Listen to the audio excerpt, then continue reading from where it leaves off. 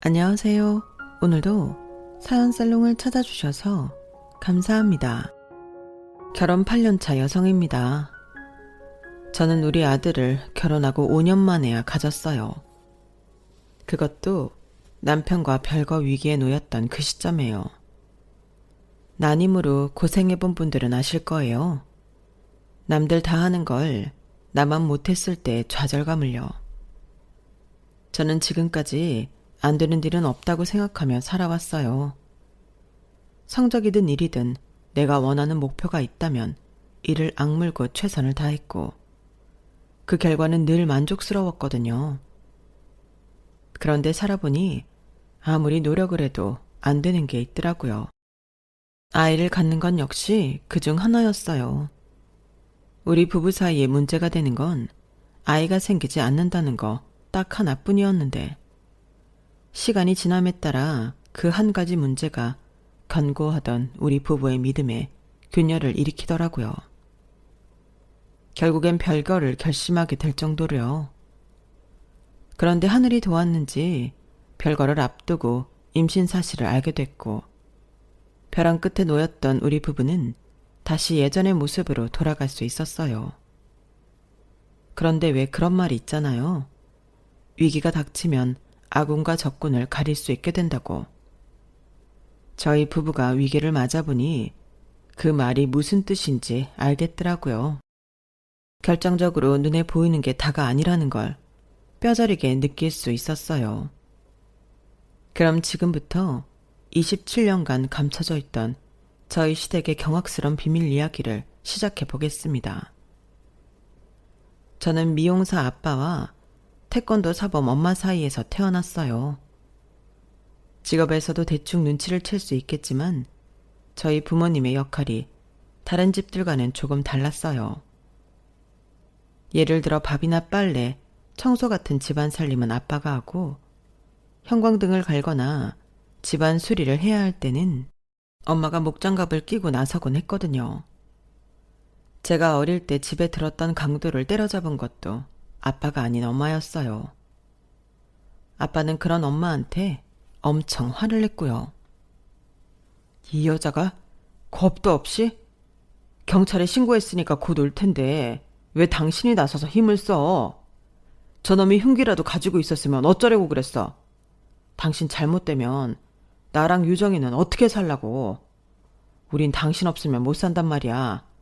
그러니까 앞으로는 제발 그러지 마. 내가 당신 때문에 심장이 떨려서 제명에 못 죽겠다 정말. 하여간에 남자가 돼선 겁은 많아가지고 경찰이 뭐 우리 집 앞에 초소 짓고 기다리고 있대? 언제 올 줄 알고 기다려. 그리고 딱 보니까 어리버리한 게 나 혼자서도 충분히 제압하겠던데 뭐. 내 힘으로 안 되면 당신도 있잖아. 그 근육은 뒀다 국 끓여 먹을 거야? 엄마가 이렇게 말을 하는 데는 이유가 있었어요. 저희 아빠가 미용 일을 하시긴 하지만 한때 국가대표를 꿈꿀 정도로 유망했던 유도 선수였거든요. 엄마랑 아빠가 만난 것도 다름 아닌 체대였어요. 올림픽 금메달리스트를 줄줄이 배출했던 체육 명문대학이었죠. 하지만 아빠는 발목을 심하게 다치면서 꿈을 포기하게 되었고 이후 평소에 관심 있던 미용 기술을 배워 헤어 디자이너가 되었어요. 엄마는 전공을 살려 태권도 사범이 되었고요. 그러니까 한마디로 두 분의 역할이 사회적 통념과 달랐던 이유는 환경이 아닌 성향 때문이었던 거예요. 저는 그런 부모님의 피를 반반 물려받아 외모는 곱상하지만 성격은 남자들보다 깡도 세고 겁이 없었어요.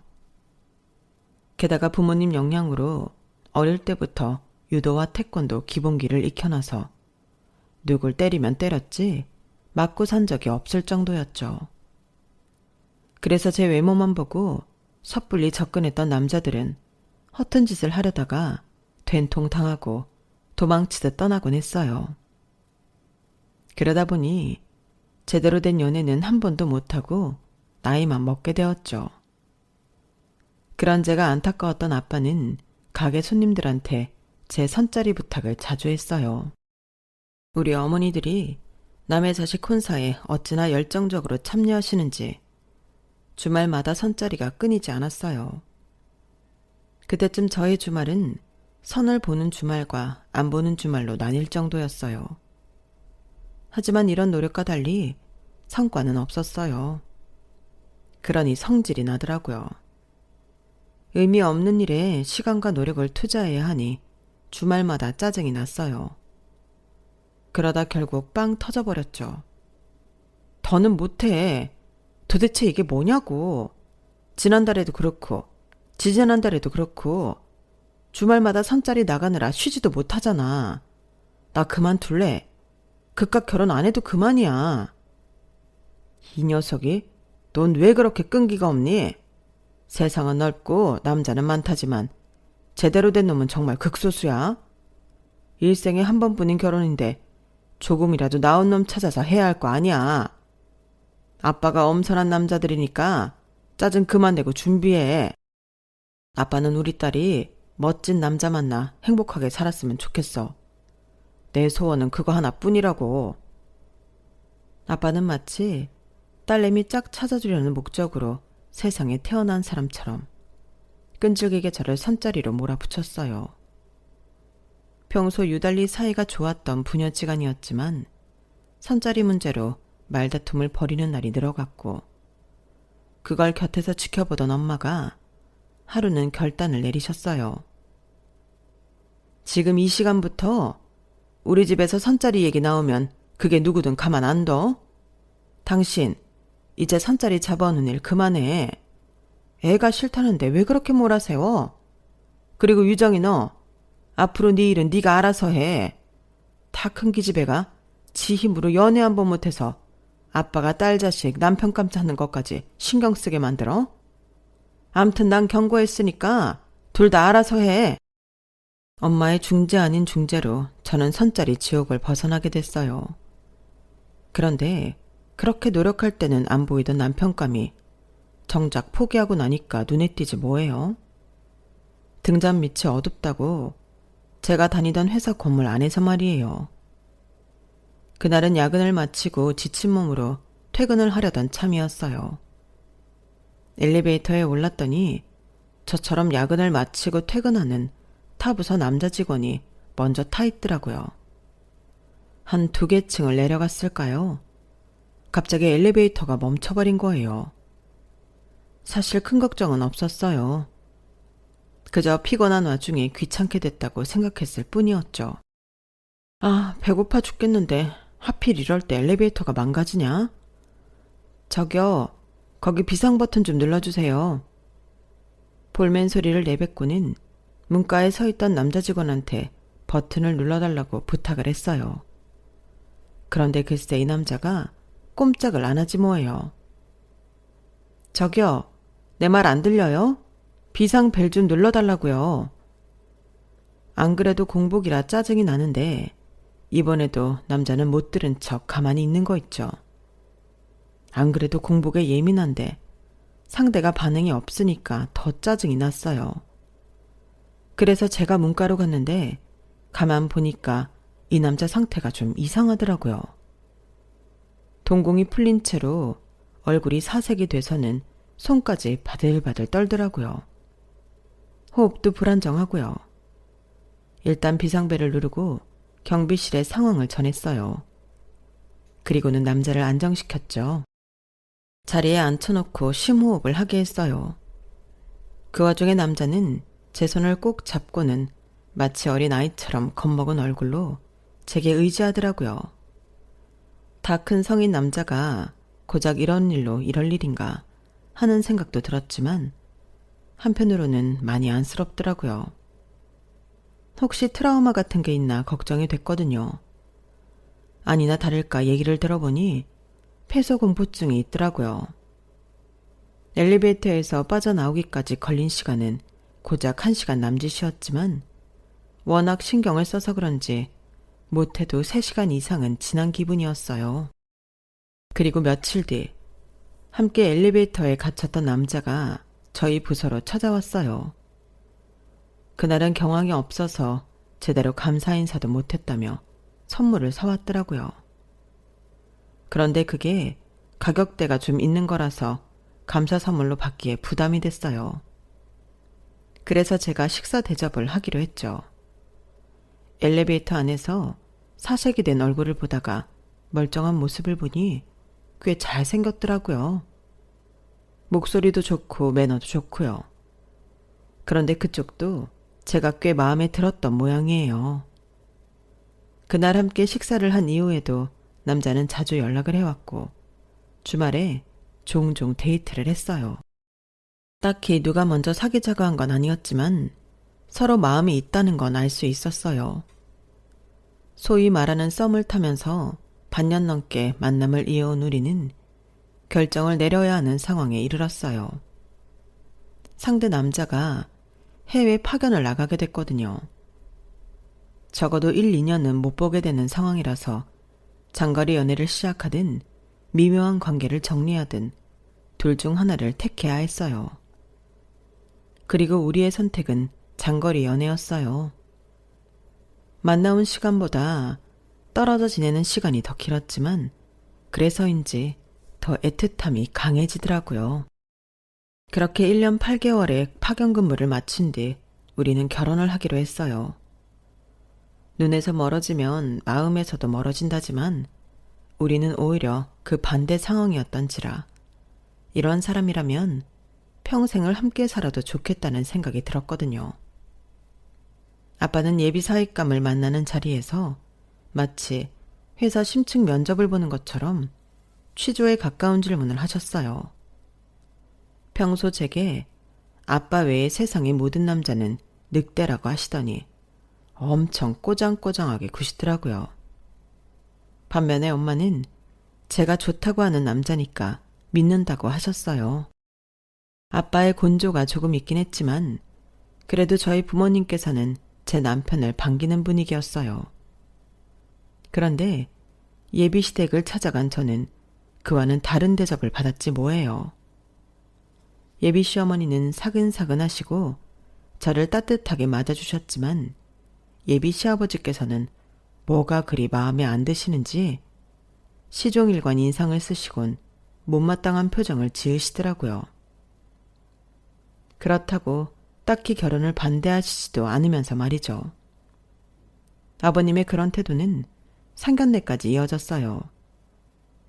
딸 자식 가진 게 죄 지은 것도 아닌데 상견례장에서 식사를 하는 내내 저희 부모님을 불편하게 만드시더라고요. 결국 상견례를 마치고 집으로 돌아오는 차 안에서 저희 아빠의 불만이 터져 나왔어요. 아니, 우리가 뭐 자기한테 돈껏 쓰고 안 갚은 거 있어? 아니면 뭐 아들 가진 유세라도 떨겠다는 거야? 뭐야? 우거지성은 해가지고 뭐가 그리 못마땅한지 사람 앞에 대고 혀를 차고 말이야.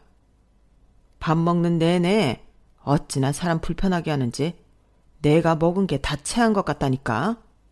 누가 보면 아주 대단한 집안에서 선심 쓰듯 결혼시켜주는 줄 알겠어. 내가 진짜 사부인 아니었으면 당장이라도 상 업고 나오려고 했다고. 유정아, 꼭 이런 집에 시집을 가야겠어? 지금이라도 다시 생각해보면 어떨까? 아빠가 가슴이 너무 아파서 그래. 그걸 말이라고 해요. 결혼식을 코앞에 두고 그게 말이 되는 소리냐고요. 시아버지 인상이 좀 그렇긴 하지만 그래도 딱히 유정이를 못마땅해 하는 것 같지는 않았어요. 그리고 윤서방 보면 부모 자리가 그렇게 막대 먹은 것 같지도 않고요. 유정아, 너도 직장생활 해봐서 알겠지만 세상 사람이 모두 네 편은 아니야. 내 사람으로 만들고 못 만들고는 너한테 달려있는 거니까 살면서 네가 많이 노력해. 그럼 네 시아버지도 달라지시겠지. 말은 그렇게 했지만 엄마라고 왜 제 걱정이 안 됐겠어요. 딸 자식이 원하는 결혼이니 당신 불편하고 속상한 건 접어두고 제 생각만 하시며 참으신 거겠죠. 하지만 엄마의 이런 노력에도 불구하고 아버님은 얼마 뒤 혼수 문제로 또 한 번 저희 가족을 속상하게 만들었어요. 네? 소형차를 한 대 뽑아달라고요? 정현 씨 차 바꾼 지 얼마 안 됐는데요. 누가 정연이 탈차해오라니? 그럼 누가 탈차인가요? 혹시 아버님 차 바꾸고 싶으신 거예요? 내가 나이가 몇인데 소형차를 타겠니? 넌 좀 생각을 하고 말하는 버릇을 길러라. 네 시어머니 주려고 그런다. 나이도 있는데 경차 끌고 다니는 게 영 마음에 걸려서 그래. 왜? 싫으냐? 못 태우겠어? 내가 내 입으로 이런 말 하긴 좀 그렇지만 우리는 니들 결혼하는데 아파트 전세 보증금으로 3억 5천이나 보태주지 않았니? 소형차라고 해봐야 고장 몇 천밖에 안 하는데 누가 더 이기냐? 바보가 아닌 이상 그 정도 덧셈 뺄셈은 할 줄 알겠지? 원하는 차종이랑 옵션은 차후에 정연이 통해 알려주마. 살다 혼수로 시어머니 탈 승용차 해오라는 건 또 처음 듣는 일이었어요. 그건 저희 부모님도 마찬가지였죠. 아니 이게 무슨 개풀 뜯어먹는 소리야? 애들 결혼하는데 왜 자기 마누라 차를 뽑아오래? 이 양반이 진짜 처음부터 마음에 안 들더라니 끝까지 진상짓이네. 그래서 넌 그걸 해가겠다는 거야? 나도 몰라. 전세 보증금 얘기 꺼내시면서 손이익 따지시는데 그럼 어떡해? 그럼 차라리 차값만큼 전세 보증금 내겠다고 해. 전세 보증금이야 나중에라도 니들 돈이 되는 거지만 차는 아니잖아. 그러자 엄마가 한마디 거들었어요. 치사하게 뭘 그렇게까지 해? 그냥 안 받고 안 하겠다 그래. 애초에 니들 살 집은 니들 손으로 했으면 이런 일도 없잖아. 굳이 아파트에서 시작할 생각 말고 니들 형편 따라 빌라든 뭐든 구해서 가면 되는 거야. 윤서방한테도 그렇게 말해. 부모님한테 손 벌리지 말고 니들 힘으로 시작하자고. 하는 수 없이 엄마 말대로 예랑한테 말을 전했더니 자기가 아버님을 설득해 보겠다고 그러더라고요. 사실 그때 예랑을 말렸어야 했는데 번듯한 아파트에서 신혼생활을 시작하고 싶었던 욕심에 딱히 말리지는 않았어요. 그리곤 곧 그 일을 후회하게 되었죠. 아버님이 저희 아빠 헤어숍까지 찾아오셨거든요. 내 아들은 말이죠. 내 자식이라서 하는 말이 아니라 이날 이때까지 부모 말에 토달아본 적 없는 효자 중의 효자입니다. 그런 녀석이 지 와이프 될 사람 편에 서서 부모한테 맞서는 걸 보니까 내가 아주 속이 무너집디다. 이게 다 누구 탓이겠습니까? 아니 그 말씀은 제 딸이 화근이다 이겁니까? 말이 났으니 말인데 우리 유정이도 둘째가라면 서러울 만큼 효녀입니다. 그뿐인 줄 아세요? 우리 애는 초, 중, 고, 대학까지 다니는 동안 담임 선생님들이랑 교수님들한테 예의 바르다는 말을 귀에 딱지가 않도록 듣던 애라고요. 그런 우리 딸이 예의에 어긋나는 행동을 했을 리도 없고 만약 내 딸의 행동이 거슬리셨다면 그건 사돈 잘못이 아닐까 생각합니다. 아니 뭐라고요? 하, 이 집 딸내미가 누굴 닮아 입속에 밝고 여우 같은가 했더니 그게 다 사돈 양반을 닮아 그런 거구만요. 암튼 길게 얘기 안 합니다. 내가 오늘 이 자리에 온 거는 딴 게 아닙니다. 혼수로 차를 해오든 아니면 아파트 보증금을 포기하든 양자택일을 하라고 최후 통첩을 하러 온 거라고요. 아시겠어요? 네, 그러십시오. 누가 보면 사돈이 자식 혼사에 아파트라도 한 채 사주는 줄 알겠습니다. 보증금을 다 해주는 것도 아니고 얼마 보태주는 걸로 이렇게 생색을 내시니. 그런데요, 이제는 저희 쪽에서 그깟 전세보증금 거절할랍니다. 그러니 그렇게 아세요. 양가 아버님은 팽팽하게 맞서셨고 결국 우리는 부모님 도움 없이 우리 형편에 맞는 반전세 빌라에 신혼집을 차리게 되었어요. 그 와중에 양가 아버님들은 감정이 상할 대로 상해서 파혼 얘기까지 꺼내셨지만 저희 엄마가 중간에서 중재를 하신 덕분에 최악의 상황은 면할 수 있었어요. 이럴까 애초에 엄마 말대로 우리 힘으로 시작하겠다고 했더라면 좋았을걸 후회가 되더라고요. 시끄럽게 시작된 결혼은 결혼 후에도 이어졌어요. 세아가 너는 선물 고르는 안목이 누굴 닮아 이 모양이냐? 네 눈에는 네 시어머니가 꼬부랑 할머니로 보이니? 이렇게 촌스러운 스카프를 우리 집사람한테 두르라고 사온 거냔 말이다. 이런 걸 선물이라고 사올 거라면 다음부턴 차라리 현금으로 가져오거라. 아버지, 무슨 말씀을 그렇게 하세요? 유정이가 어머니한테 드리는 첫 선물이라고 얼마나 생각해서 산 건데요. 제가 저렴한 걸로 사라고 해도 굳이 백화점 명품관에 가서 산 거라고요. 그러자 아버님 표정이 살짝 변하더라고요. 그리고는 어머님을 한번 쓱 보시더니 그러시는 거예요. 딱히 마음에 들지는 않는다만 그래도 새아기가 생각해서 해온 선물이니 뭐 어쩌겠니. 여보, 이건 그냥 받아둡시다. 딱 봐도 명품이라는 말에 꼬리를 내리시는 것 같았어요. 우리 엄마한테는 평생 그렇게 비싼 스카프 한 장 사드린 적 없었는데 내가 괜한 짓을 했다 싶었죠. 그래도 조금은 마음이 풀렸던 건 어머님의 말씀 덕분이었어요. 야, 너 아까 많이 서운했지? 내가 네 마음 잘 안다. 우리 집 양반이 말을 못되게 하는 버릇이 있거든. 나도 이날이 때까지 살면서 마음 다친 적이 한두 번이 아니다. 그래도 네 마음은 내가 잘 아니까 너무 서운하게 생각하지는 말아다오. 백화점 물건이면 어떻고 시장 물건이면 어떠니?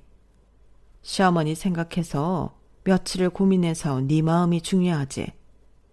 고맙다 아가. 내가 두고두고 잘 쓰마. 감사합니다 어머님. 저는 아버님과 달리 늘 제 입장에서 생각해 주시고 혹여 마음 다치지 않을까 마음 써주시는 어머님 덕분에 그나마 시댁에서 주눅들지 않고 지낼 수 있었어요.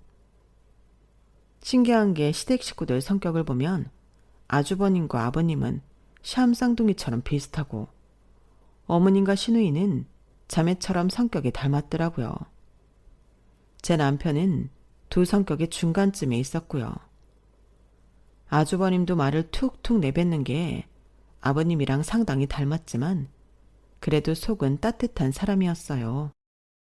아주버님이 아직 미혼이라서 명절 음식 준비며 잡다한 며느리 노릇을 제가 도맡아 하는 걸 보시고는 미안했는지 몰래 백화점 상품권도 주시고 어디서 얻었다며 화장품 세트도 주시곤 하더라고요.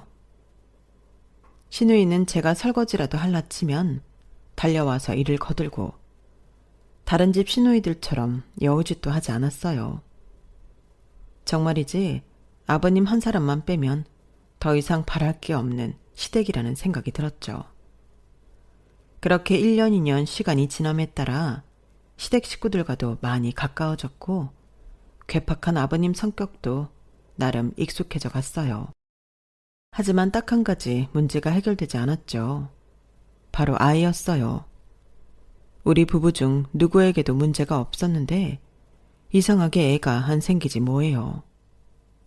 결혼하고 한 3년까지는 그래도 조금은 마음의 여유가 있었는데 4년 차에 들어서니 조바심이 나더라고요. 그 사이 시누이가 결혼해서 속도 위반으로 아들을 낳는 걸 보고는 더 속이 탔어요. 유독 애를 좋아하는 남편은 조카 사진을 휴대폰 바탕화면으로 할 정도로 조카 바보가 되었어요. 뭐든 예쁘고 좋은 것만 보면 조카한테 사줄 생각뿐이었죠. 그런 모습을 보니 왠지 제가 죄인이 된 것 같은 기분이 들어서 하루하루가 가시방석에 앉은 기분이었어요. 물론 남편은 조바심 낼 필요 없다며 저를 안심시켜 들었지만 그런다고 마음이 나아지지는 않았어요. 이전까지는 시아버지 때문에 시댁에 가는 게 껄끄럽긴 했어도 핑계를 대면서까지 안 가려고 길을 쓰지는 않았어요. 그런데 조카가 태어나고 집안 분위기가 조카한테 쏠리면서 덩달아 저희 부부의 난임에 초점이 맞춰지자 시댁에 가는 게 진저리치게 싫어지더라고요. 시댁에 가려고 하면 멀쩡하던 몸까지 아플 정도로요. 그렇게 몇 번을 아프다는 이유로 시댁 방문을 미루자 하루는 아버님이 신우인의 가족까지 이끌고 저희 집으로 오신 거예요. 명목상 문병이었지만 제가 보기엔 감시였어요. 이게 꾀병 부리는 게 아닌가 확인차 오신 게 분명했죠. 집에 못 올 정도로 아프다고 해서 와봤더니 내 보기엔 멀쩡하네. 아가, 너 정말 아프긴 한 거냐? 아니, 혈색도 그렇고 너무 멀쩡해 보이는 애가 매번 아프다고 본가의 남편만 떨렁 보내고 발길을 끄느니 혹시 중병이라도 앓고 있는 게 아닌가 걱정돼서 그런다. 회사 일로 피로가 쌓여서 몸살이 온 것 같아요. 큰 병은 아니니까 걱정 안 하셔도 돼요. 심력 끼쳐드려서 죄송합니다. 그래, 그런 거면 다행이구나. 네가 아프면 계획에 차질이 생기거든. 네? 계획이라뇨? 그게 무슨 말씀이세요? 나 참 어이가 없어서. 글쎄 저희 부부 여름 휴가 때 2살 배기 조카를 데리고 마카오로 호캉스를 다녀오라지 뭐예요. 신우이가 출산 이후 육아에 시달리느라 제대로 쉬지도 못했으니 모처럼 휴가를 주는 차원에서 애를 저희 부부 보고 보라는 거였죠. 아니 아버님, 저희가 어떻게 애를 봐요. 아직 2살밖에 안 된 어린애를요. 혹시 무슨 탈이라도 나면 어쩌라고요. 예, 니들이 1~2살 먹은 어린애니?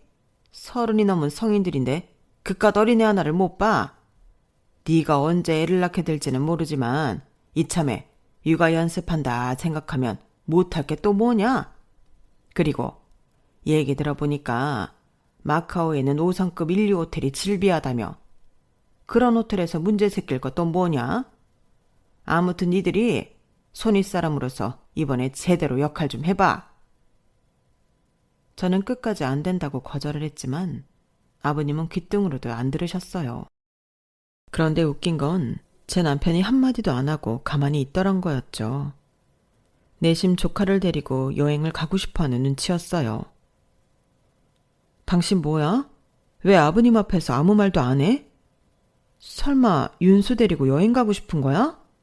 말해봐. 아니, 꼭 못할 일은 아니잖아. 그리고 우리 윤수는 순해서 별 문제 없을 거야. 그리고 자기야, 내가 그동안 당신 속상할까봐 말은 못했는데 나도 내 친구놈들처럼 아들 데리고 목욕탕도 가고 캐치볼도 하고 목마 태워서 산책도 다니고 싶어. 당장은 어려우니까 조카 데리고 기분 좀 내는 것도 안 돼? 내가 부탁 좀 할게. 어? 기대에 찬 남편의 표정을 보니 마치 모든 원흉이 나인 것처럼 느껴지더라고요. 아이가 안 생기는 게 여자 탓만은 아닌데도 이상하게 스트레스는 저만 받는 것 같았어요. 당연히 거절할 수 있는 일인데도 제가 거절을 하면 자격지심 탓이라고 생각하는 것 같아서 바보같이 당하게 되곤 했거든요. 남편이 하도 간곡히 부탁을 하길래 일단 생각해보겠다고 했어요. 그리곤 모처럼 아빠 헤어샵에 가서 시댁 뒷담화를 깠죠.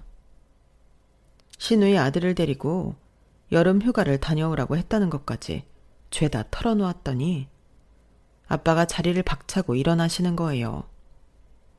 이놈의 인간이 또 지랄이네. 그래서 윤서방은 기어이 조카를 데리고 여행을 가겠대? 그러고 싶대.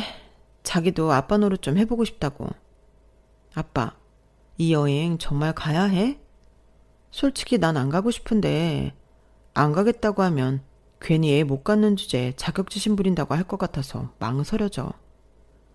특히 그이가 그렇게 원하니까 더 말 못하겠어. 어떡하지? 어떡하긴 뭘 어떡해.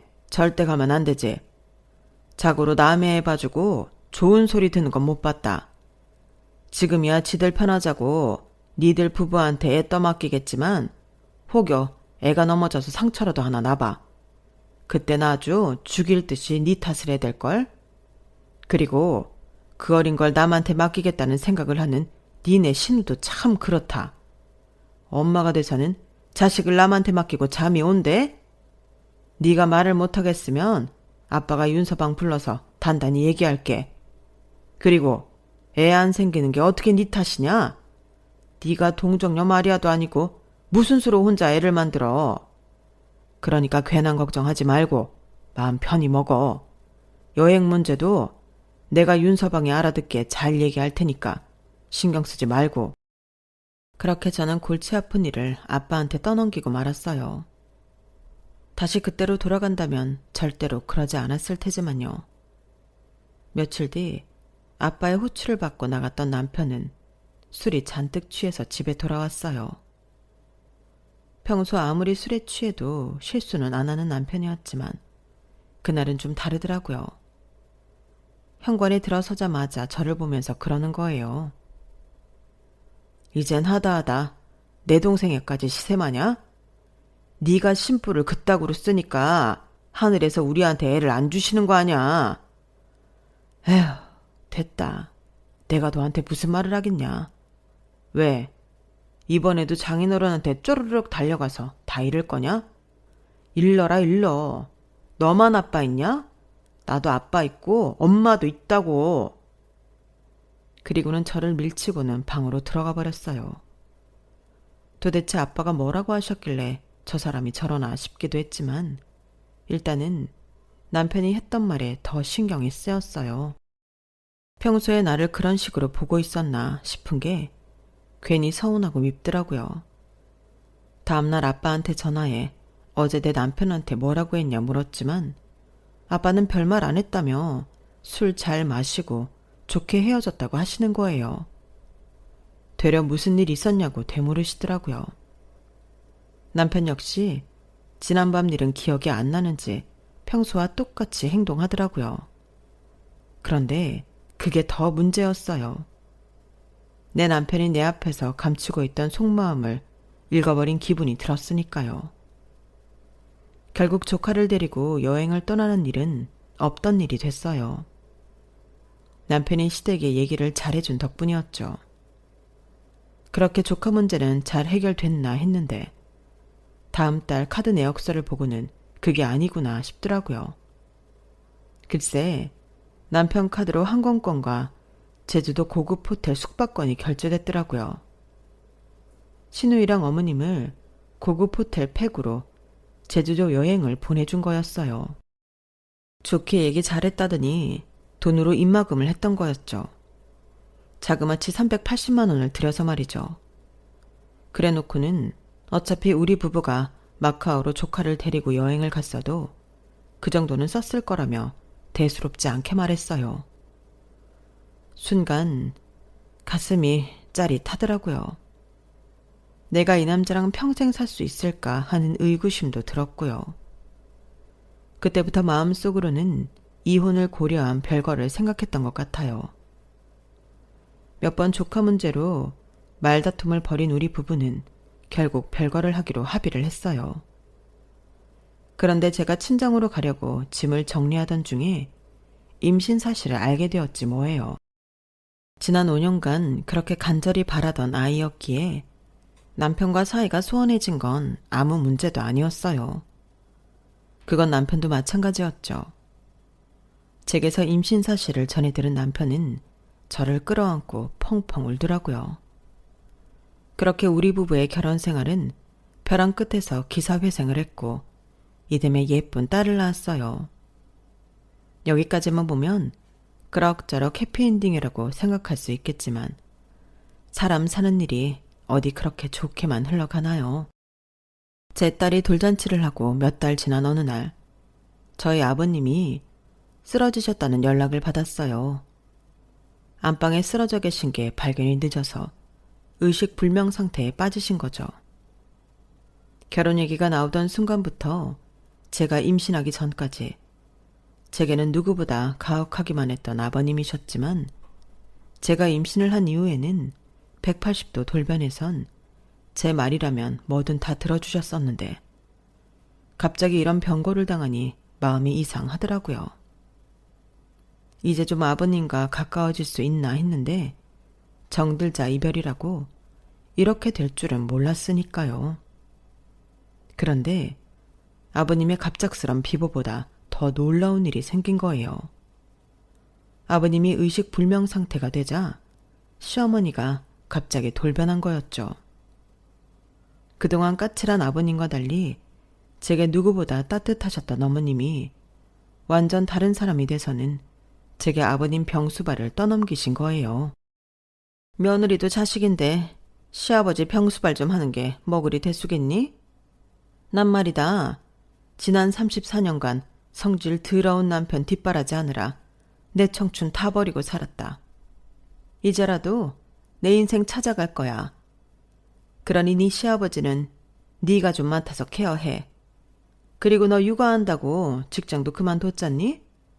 집에서 애 데리고 노는 거 병원 와서 놀아. 간간히 간병인 쓰고 하면 못할 일도 아니잖아. 어머님, 무슨 말씀을 그렇게 하세요? 제가 집에서 노는 것 같으세요? 어머님도 애 키워 보셨으면서 어떻게 그런 말씀을 하세요? 그리고 일 안 하는 건 아가씨도 마찬가지잖아요. 그런데 왜 남의 집 딸인 저한테 아버님 병수발을 들라는 거예요? 전 못해요. 며느리 입장에서 가끔씩 아버님 들여다보는 정도는 할 수 있지만 그 이상은 저도 무리예요. 그래? 그럼 마음대로 해라. 아무튼 나는 다 늙어서 남편 병수발까지는 못하니까 네 시아버지 간병인을 붙이든 방치를 하든 마음대로 하렴. 어머님은 말도 안 되는 고집을 부리시곤 그 길로 짐을 싸들고 집을 나가셨어요. 그런데 얼마 뒤 아주버님을 통해 기가 막히는 소리를 듣게 된 거예요. 어머님이 글쎄 아버님 명의의 부동산도 처분하시고 은행 잔고까지 싹 다 털어서 사라지셨다는 거였죠. 그 일로 온 집안은 난리도 아니었어요. 아가씨를 통해 어머님이 계실 만한 곳은 다 뒤져봤지만 어디서도 어머님 흔적은 발견할 수 없었어요. 그렇게 시간은 흘러 저희 부부와 아주버님이 교대를 서가며 아버님 병상을 지킨 지 1년이 다 되어가던 즈음이었어요. 그 사이 아버님은 의식을 차리셔서 퇴원은 하셨지만 여전히 거동은 어려워서 침대 생활을 하고 계셨죠. 저희 부부는 살던 집을 정리하고 본가에 들어가 함께 살게 되었고요. 온 가족이 매달려 아버님 병수발을 하려면 그럴 수밖에 없었거든요. 어머님은 여전히 연락이 없고 아가씨는 아주 가끔 전화 연락을 하거나 몇 달에 한 번 잠깐 얼굴을 비추고 가는 게 다였어요. 집안 살림에 애까지 키우고 사니 그 점은 이해해 줄 수밖에 없었죠. 그러던 어느 날이었어요. 주말이라 온 가족이 집에 있었는데 점심시간이 조금 지나 손님이 찾아온 거예요. 40대 후반에서 50대 초반 정도로 보이는 남자였어요. 그 손님은 잔뜩 굳은 표정으로 저희 어머님을 찾더라고요. 그래서 누구시냐고 물었더니 명함을 한 장 내밀더라고요. 명함에는 식품 관련 업체 전무라고 적혀 있었어요. 이런 사람이 왜 우리 어머님을 찾을까 의아하던 그때 남자가 한숨 섞인 목소리로 말을 이어갔어요. 저희 아버님이 지난달에 자꾸 하셨는데 이 명순 씨께서 혼외자를 앞세워 유산분배를 요구하셨습니다. 본인의 딸인 윤아영 씨가 저희 아버지 딸이라면서요. 솔직히 저희 쪽에서는 받아들이기 힘든 상황이라서 이렇게 찾아왔습니다. 이명순 씨는 지금 어디 계십니까? 윤아영이라면 제 시누이 이름이었어요. 그러니까 시누이가 우리 아버님 자식이 아니라 어머님이 외도로 낳은 딸이란 얘긴데 너무 느닷없어서 그 자리에 앉아있던 저희 부부와 아주버님은 눈만 꿈뻑이고 있었죠. 일단 남자분께 저희 집 사정을 말씀드리고 어머님은 1년 전 집을 나가신 이후 연락이 없다고 솔직히 얘기했어요. 남자는 혹시라도 어머님을 만나게 되거든 연락을 해달라며 돌아갔어요. 손님이 가고 난 뒤 저희 가족은 패닉 상태에 빠지고 말았어요. 그래서 일단 아가씨한테 전화해 어머님을 찾아온 손님 얘기를 했어요. 물론 아가씨 친부 얘기는 뺀 채로요. 그랬더니 30분도 안 돼서 어머님과 아가씨가 집으로 왔더라고요. 니들 다음에 또 그 인간이 집으로 찾아오거든 절대 문 열어주지 마라. 그 사람이 하는 말도 다 거짓말이니까 듣지도 말고. 어머님은 1년 만에 집에 돌아오셔놓고는 아버님 걱정이나 가족들 걱정은 않은 채 낮에 온 손님에 대한 얘기만 떠들어댔어요. 그러자 아주버님이 싸늘한 표정으로 그러는 거예요. 거짓말이요? 누가요? 그 사람이요? 아니면 어머니가요? 저 기억나요. 저 어릴 때 어머니가 더는 아버지랑 못 산다고 집 나가신 적 있잖아요. 이번처럼 1년 넘게 집 나가셨다가 아영이 안고 들어오셨잖아요. 제 동생이라면서. 저도 아버지도 그런 줄 알았어요. 어머니를 믿었으니까. 근데 아니더라고요. 아영이는 우리 집에서 낳을 수 없는 혈액형이니까요. 아영이가 중학생 때 방황했던 것도 출생의 비밀을 알아버려서 그랬던 거 맞죠? 외가 쪽 먼 친척이라고 집에 아버지 안 계실 때 가끔 찾아왔던 그 남자가 아영이 친부 맞죠? 말해보세요. 그래, 다 맞다. 그래서 뭐? 이제 와서 따지면 뭐가 달라지는데? 자식인 네가 엄마인 나한테 뭘 어쩔 거냐고? 아, 그러고 보니 네 아버지한테 내 외도 사실 까발린 게 너였구나. 그래서 그날 저 인간이 날 죽이겠다고 난리를 쳤던 거구나. 난 또 아까 그 인간이 그런 건 줄 알았더니 자식이라는 게 지 어미 발목을 잡을 줄 누가 알았겠어. 어머니, 그러시는 거 아니에요. 아버지는요, 어머니가 다시 돌아오신 그날 이후로 모든 걸 어머니한테 맞춰드리고 사셨다고요. 어머니 대신 늘 총대 메고 사람들한테 욕이란 욕은 다 듣고 사셨지만 한 번도 어머니 탓하신 적 없으시다고요. 재수 씨 결혼할 때 혼수로 소형차 해오라고 했던 거. 사실 어머니가 아버지 시켜서 한 일이에요. 윤수 데리고 여행 다녀오라고 바람 넣은 것도 다 어머니가 아버지 시켜서 한 짓이라고요. 그뿐 아니에요. 지금까지 재수 씨 힘들게 들들 볶은 건 아버지가 아니라 다 어머니가 한 짓이라고요. 그래놓고 앞에서는 세상 둘도 없는 착한 시어머니처럼 굴었죠. 그거 다 어머니 가면이라고요.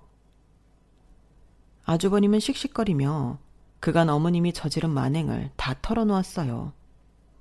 그런데도 어머님은 얼굴색 하나 변하지 않고 뻔뻔하게 나오더라고요. 그런데 한 가지 의문이 생겼어요.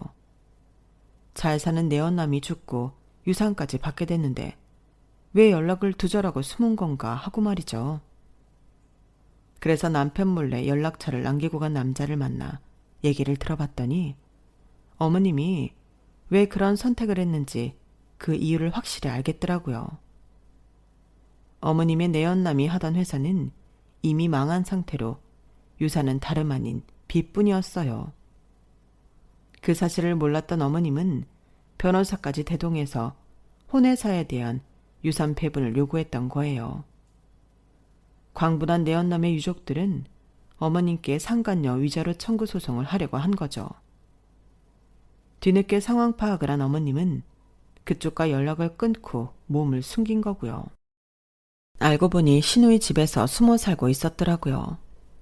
이번 일로 온 집안을 쑥대밭으로 만든 어머님은 결국 상간녀 위자료 청구 소송을 당하게 되었고 저희 아버님한테는 이혼을 당하게 되셨어요. 혼자 머리 좋은 척 가족까지 속이고 살다가 말년에 쪽박을 차게 된 셈이었죠. 오랜 시간 어머님의 비밀을 떠안은 채 혼자 소가리를 해오던 아주버님은 이제야 가슴을 짓누르던 돌덩이를 빼낸 기분이라고 하더군요. 그동안 아내를 위해 악역을 대신 맡아 하시던 아버님은 여전히 거동은 불편하시지만 그래도 어눌하게나마 말씀도 하시고 의사표현도 할 수 있게 되었어요. 가끔 저희 아빠가 오셔서 이발을 해드리는데 어찌나 요구사항이 많으신지 두 분은 아직도 만날 때마다 투덕거리신다니까요. 두 아버님이 마주칠 때마다 결혼지간처럼 싸우셔도 좋으니까 앞으로도 오래오래 사셨으면 하는 바람입니다. 지금까지 제 사연을 들어주셔서 감사합니다. 소중한 가족들과 오래오래 행복하시길 바랍니다. 여러분, 사연 댓글에 응원과 현명한 조언 부탁드려요. 좋아요와 구독은 저에게 큰 힘이 됩니다. 오늘도 좋은 일 가득하세요.